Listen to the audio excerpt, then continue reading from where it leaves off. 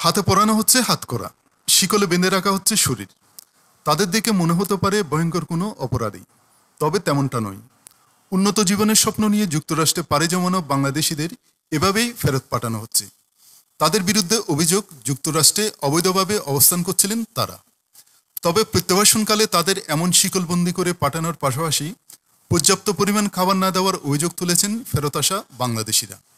এই পরিস্থিতিতে অভিবাসন বিশেষজ্ঞরা মনে করেন, প্রত্যাবাসনের সময় হাতকড়া ও শিকলের ব্যবহার সীমিত করা উচিত। শুধু বিশেষ নিরাপত্তা ঝুঁকি থাকলেই শুধু হাতকড়া পরানো যেতে পারে।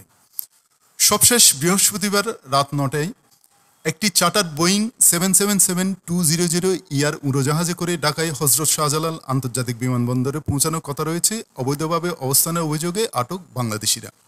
উড়োজাহাজটিতে ৭২ ঘন্টা ঢাকায় অবস্থানের অনুমতি দেওয়া হলেও কতজন বাংলাদেশিকে ফেরত পাঠানো হচ্ছে তা এখনও নিশ্চিত নয়। পূর্বে ফেরত আসা ফাহিম নামের এক যাত্রী বলেন, আমাদের হাতকড়া ও শিকলে বাঁধা অবস্থায় উড়োজাহাজে করে ফিরিয়ে আনা হয়েছে। ঘন্টার পর ঘন্টা যন্ত্রণা নিয়ে বসে থাকতে হয়েছে। খেতে দেওয়া হয়েছে শুধু রুটি আর পানি। এমনকি টয়লেটে যাওয়ার সময়ও একজন অফিসার আমাদের নিয়ে যেতেন, আবার শিকলে বেঁধে রাখতেন। অবশেষে ঢাকায় অবতরণের সময় শিকল খোলা হয়। একাধিক সূত্র জানিয়েছে, ২০২৪ সালের শুরু থেকে চলতি বছরের অগাস্ট পর্যন্ত যুক্তরাষ্ট্র থেকে ফেরত পাঠানো বাংলাদেশিদের সংখ্যা ১৫০ ছাড়িয়েছে। অভিবাসীদের এভাবে হাতকড়া বা শিকল পরিয়ে ফেরত পাঠানোর বিষয়ে ব্র্যাকের সহযোগী পরিচালক শরীফুল হাসান বলেন, উন্নত জীবনের স্বপ্ন নিয়ে মানুষ অভিবাসী হতে চাইবেন, এটা স্বাভাবিক প্রক্রিয়া। একই সঙ্গে গন্তব্য দেশ চাইলে তাদের ফিরিয়েও দিতে পারে।